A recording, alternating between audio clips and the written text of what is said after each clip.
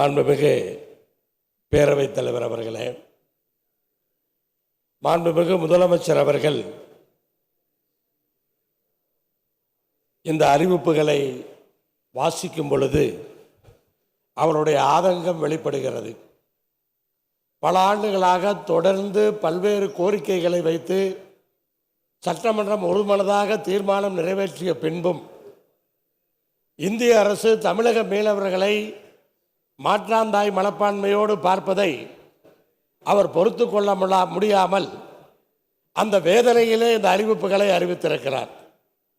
கடைசியாக மாண்புமிகு இந்தியாவினுடைய பிரதமர் இலங்கைக்கு சென்ற பொழுது இதற்கான தீர்வை கண்டு பாம்பன் பாலத்திலே ரயில் பயணத்தை துவக்கி வைக்கும் பொழுது அறிவிப்பார் என்று முதலமைச்சர் உள்பட நாமெல்லாம் எதிர்பார்த்தோம்.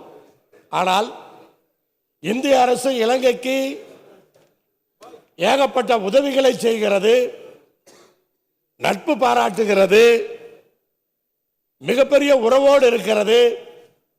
ஆனால் நம்முடைய மீனவர்களை காப்பாற்றுவதற்கு ஒன்றிய அரசு தவிர்க்கிறது என்றே எடுத்துக்கொள்ளலாம்.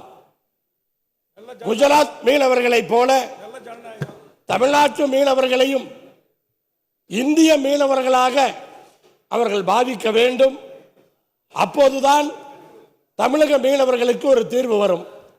பார்த்து பார்த்து தமிழ்நாட்டினுடைய முதலமைச்சர் என்றவர்களுக்கு 500 கோடிக்கு மேற்பட்ட பல்வேறு திட்டங்களை அறிவிப்புகளை அறிவித்து மீனவர்களை வாழ வைக்க நாங்கள் இருக்கிறோம் என்பதை இந்த அவையிலே உறுதிப்படுத்தி இருக்கிறார்.